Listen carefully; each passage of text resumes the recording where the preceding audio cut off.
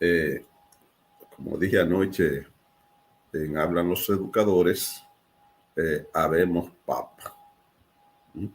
Lo quiere decir que ya está juramentado el nuevo ministro de Educación, Ángel Hernández, para iniciar una nueva gestión desde el Ministerio de Educación.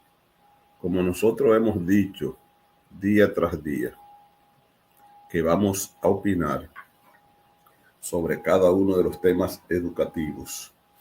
Bueno, y esa es la razón fundamental de Hablar los Educadores y Despertando al Magisterio, de estar en el aire, es para opinar de las cosas que nos gustan y que tenemos algunos conocimientos que nos los han dado a todos los que participamos en este espacio, los años que tenemos ligado al sistema educativo y también por nuestra formación académica. Ese tiempo y esa formación, por eso nos da la facultad de opinar sobre los temas de educación.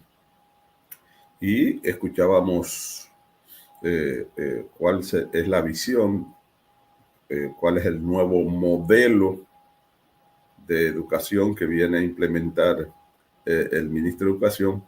Por lo menos dirán algunos, bueno, es que el modelo de educación es el mismo. Bueno, por la forma de implementarlo, cada quien lo toma desde su perspectiva. Entonces ya él ha hablado de qué va a ser su nuevo modelo. Nosotros de antemano le hemos aconsejado, porque siempre vamos a ser asesor del ministro de turno, asesores gratuitos, para decirle lo que sus funcionarios no le dicen muchas veces, dependiendo del ministro, por temor a contradecirle. Bueno, a mí no me importa eso. Y no es con el ministro, donde yo desempeño mis funciones, yo siempre externo mis opiniones. Si están de acuerdo, que la ejecuten, y si no están de acuerdo, yo no soy el que tengo esa decisión, pero la de opinar, eso no me lo quita nadie. Por lo tanto, he hecho mis observaciones al ministro entrante, y es que primero conozca los detalles del Ministerio de Educación antes de de opinar de temas que son neurálgicos, temas que son puntuales. No hay forma de hablar de calidad de la educación sin recursos económicos, para que estar bien claro. Y en un país como este, donde con la educación hay una deuda social acumulada, en un país como este que nos ponen a competir con otros países donde tienen décadas otorgándole el presupuesto que le corresponde a la educación de esos respectivos países, décadas. El presupuesto nuestro está por debajo del promedio, está por debajo de la media de los demás países. Con casi todos los países que nos quieren comparar, nuestro presupuesto está por debajo.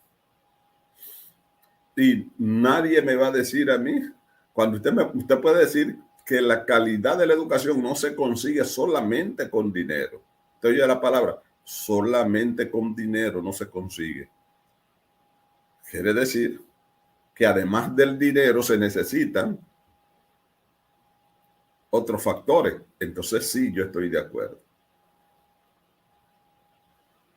Entonces es una teoría incluso de un respetado líder político de este país. Y desde entonces yo digo, no, que diga la palabra que no es solamente con dinero. Pero sin dinero no hay calidad de la educación. Porque el dinero... ¿Y cómo vamos a motivar a los maestros, como dice Ángel Hernández? Un maestro desmotivado. Entonces dirán, Julio solamente se motiva con recursos. No, también Eso es un factor importante. Un factor importante. ¿Y cómo vamos a tener los materiales educativos? Que usted que usted tenga su librito donde le pueda sacar mayor beneficio a esos recursos, eso es posible. Eso es verdad, eso puede ser. Pero se necesitan los recursos. ¿Eh? Eso no está bajo discusión. Y nosotros estamos por debajo de la media en cuanto al PIB que invierten muchísimos países del área. Si usted cree, maestro, que no le hacen falta recursos, señor ministro de Educación, si usted cree que usted considera que le quedan, pues entonces dedíquelo a la educación de la primera infancia. Vea los niveles de educación de este país y en los niños, ¿verdad? De 0 a 5 años, mire ver cuál es la cobertura que tiene nuestro país. Cerciórese bien, los niños, dirán algunos, Julio, pero ¿cómo es de 0? Bueno, porque es que hay países, Brasil no hace mucho, la dificultad de Brasil era la educación de cuna.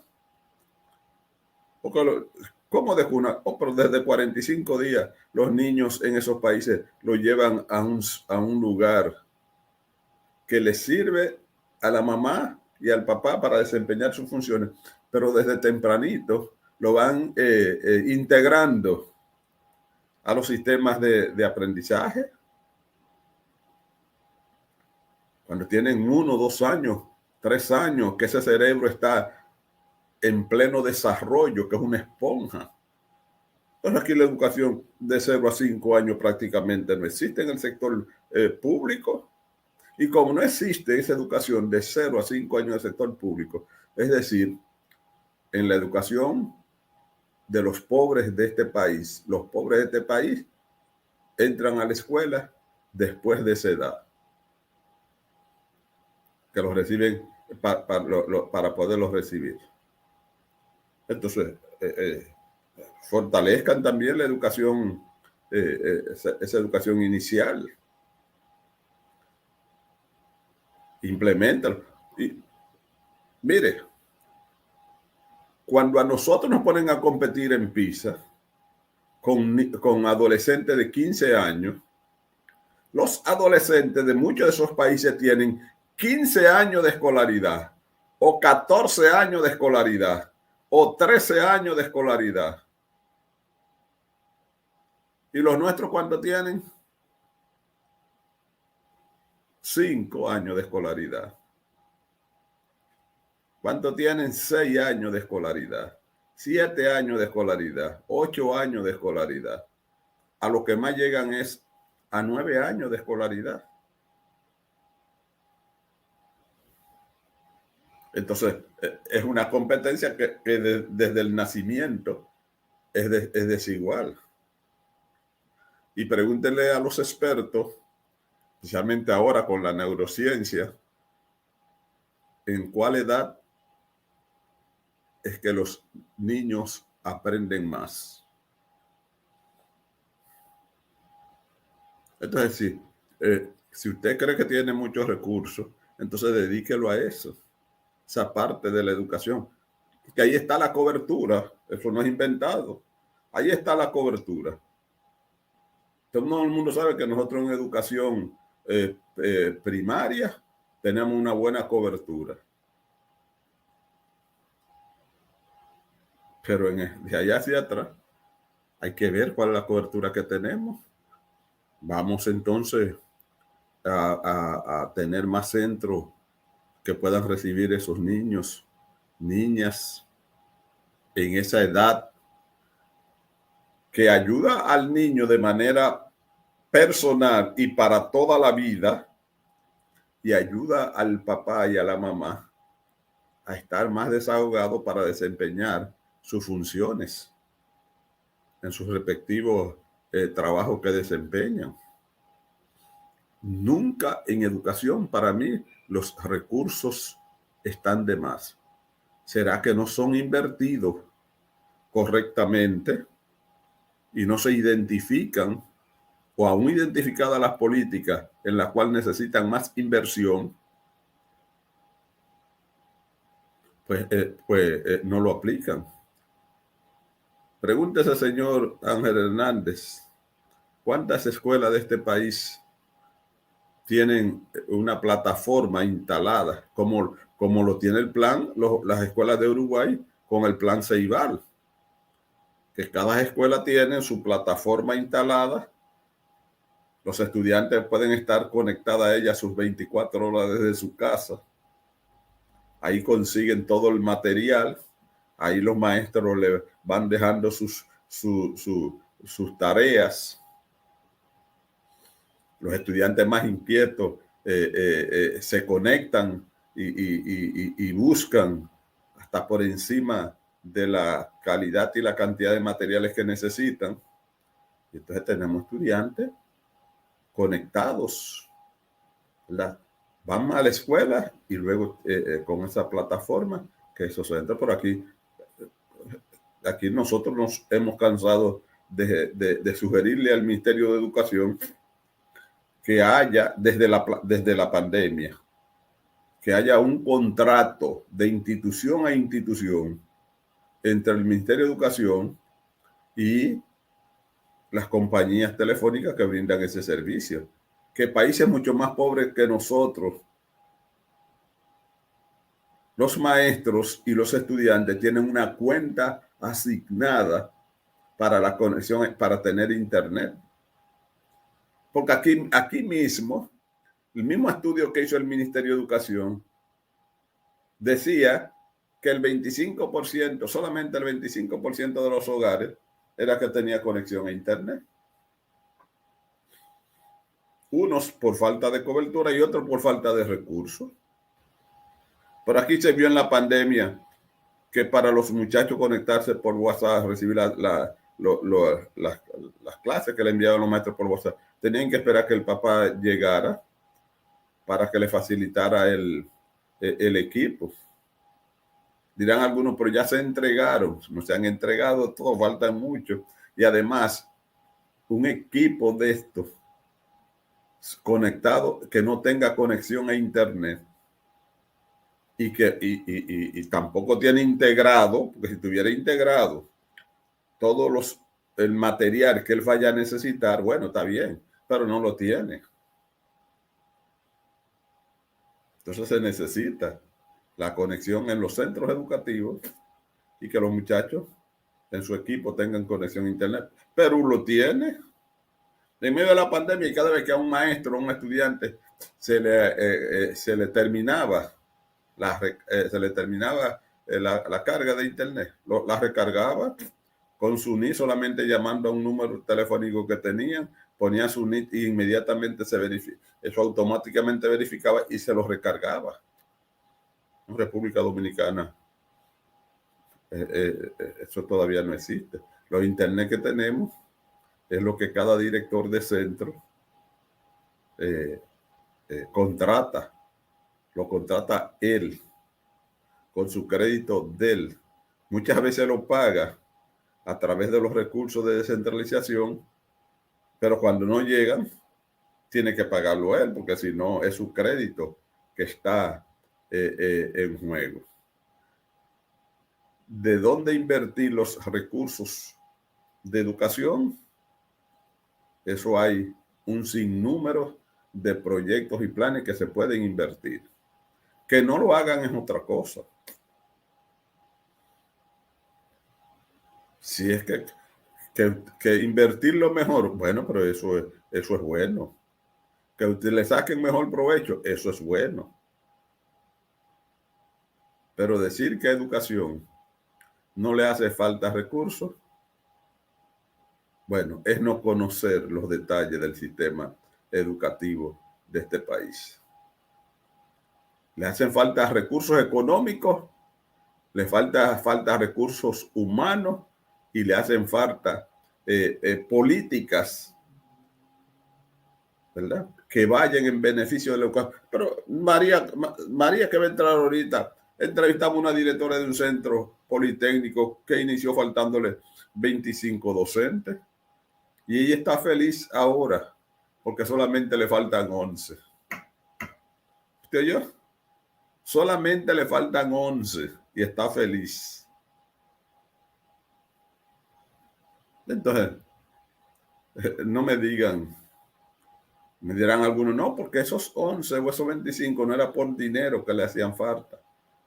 También, porque este ministerio que pasó, encabezado por Roberto, hizo un concurso para 19,000 y pico de docentes. Sin embargo, dice Recursos Humanos que ha nombrado más de 24,000 y faltan. ¿Ustedes oyeron? Y faltan.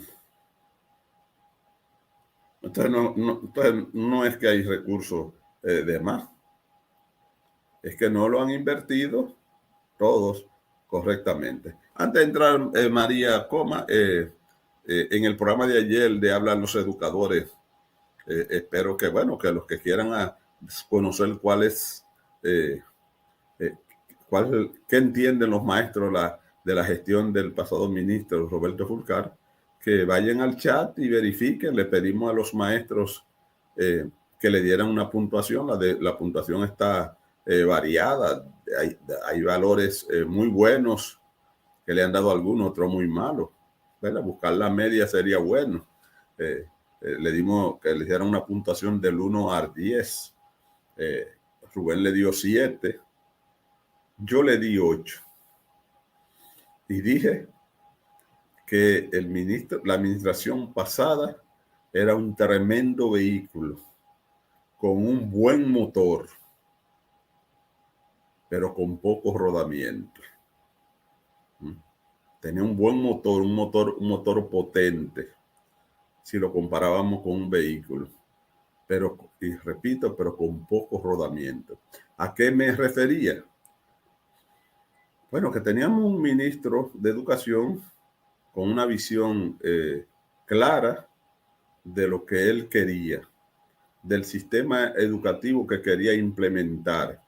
Y por eso tenía esto que está aquí, tenía sus 12, esos eran los 12 pilares que él, en el cual iba a desarrollar, estaba desarrollando o iba a desarrollar su programa de educación para vivir mejor. Entonces, esos pilares, todos de primer orden, los creo importantes. Entonces, por eso digo, un tremendo motor, porque tiene la capacidad, está ahí. Ahora, hay que, la implementación, eso es otra cosa. Y yo antes de despedirlo al ministro de Educación, yo le había preguntado a algunos técnicos, a directores de escuela, maestros de secundaria, maestros de primaria, le preguntaba si conocían los pilares sobre la cual se basaba esta gestión del Ministerio de Educación. Bien, y no lo conocían. Entonces, por eso digo un buen motor, pero con poco desplazamiento. Ahí está, no una encuesta, porque eso no es una encuesta, pero sí el sondeo que hicimos anoche en Hablan los Educadores de la opinión de los docentes sobre la actuación del ministro de Educación, Roberto Fulcar. Yo valoré para dar mi puntuación, especialmente la decisión tomada por el ministro de Educación de aperturar el año escolar 2020-2021 en medio de la pandemia, cuando muchos sectores del país les recomendaban que no aperturara las escuelas, que las dejara así. Y desde Hablan los Educadores y Despertando al Magisterio, nosotros mantuvimos la posición que era un crimen mantener las escuelas cerradas, que había que aperturarlas, y desarrollar e implementar los planes educativos de la manera que se pudiera, que solamente con mantener la conexión entre estudiante y escuela era un gran triunfo. Que el problema no era, como decían nuestros amigos invitados internacionales, que no era en este momento de calidad ni cantidad de contenido. No, que eso no era lo importante. Que lo importante era que no se perdiera esa conexión entre estudiantes y escuela, para que el abandono primero y la deserción después no fuera tan grande que para recuperarlo nos diera tantas dificultades. De todas maneras, el sistema educativo dominicano en el año 2020-2021 tuvo una deserción de miles de estudiantes. En el 2019-2020 teníamos unos 2.771.000 estudiantes. En el 2020-2021 bajó considerablemente. Luego en el 2021-2022 llegamos a 2.5 millones, es decir, que todavía hay unos 271.000 estudiantes que ya se han declarado que desertaron de la escuela. Desertar. Y he aclarado el término abandono y deserción. Abandono es cuando un estudiante se va un año de la escuela, pero regresa en el próximo. La deserción es cuando se va un año a la escuela y el otro año no se reinscribe. Entonces se consideran ya que desertaron del sistema educativo.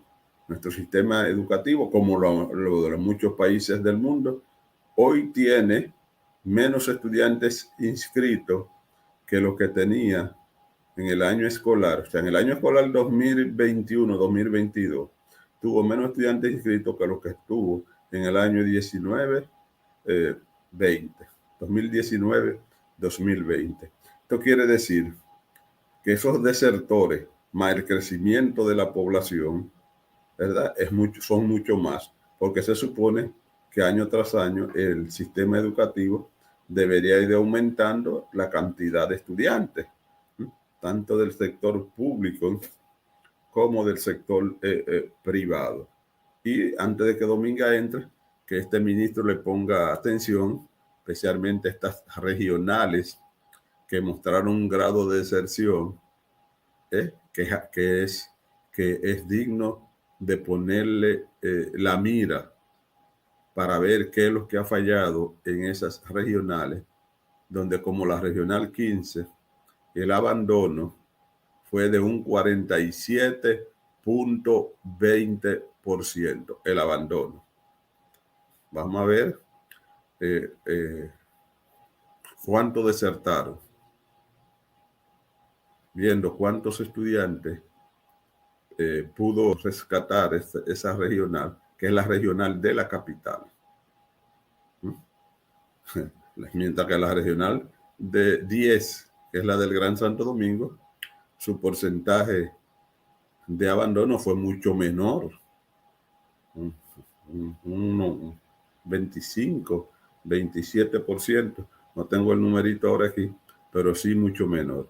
Entonces, señor ministro, por ahí debe de andar las cosas. Sobre el decreto de los jubilados, sí salió un decreto de jubilación. Y ¿qué hay que hacer ahora? Nada. El jubilado no tiene que hacer absolutamente nada. Todo eso se va automáticamente a INAVIMA. Ya este mes deben de cobrar, se cobra por INAVIMA tempranito, que INAVIMA paga siempre temprano, los 18, los 19, los 20, y el plan de retiro complementario, eso se toma un tiempecito, más o menos un año. ¿Qué tengo que hacer para eso? Nada. Eso se le avisa cuando ese plan esté al punto de entregarse. A usted lo llaman y le piden los datos y todo. Así es que va. ¿Cuáles son mis descuentos que voy a tener ahora como jubilados y pensionados? Bueno, va a tener el plan de retiro complementario. Cuando lo reciba, tiene el descuento del salario de sobrevivencia, lo tendrá. Tendrá también el descuento del seguro funerario y tendrá también un descuento del seguro del plan de retiro complementario. Tendrá ese descuento y los descuentos del seguro médico. Bueno, y si usted le debe a la cooperativa, por ahí mismo le siguen haciendo los descuentos. Desaparece el descuento del impuesto sobre la renta y desaparece el impuesto del seguro familiar de salud, desaparece el impuesto del pago que usted hacía de jubilaciones y pensiones, desaparecen esos descuentos. Entonces le desaparecen unos y aparecen otros de nuevo.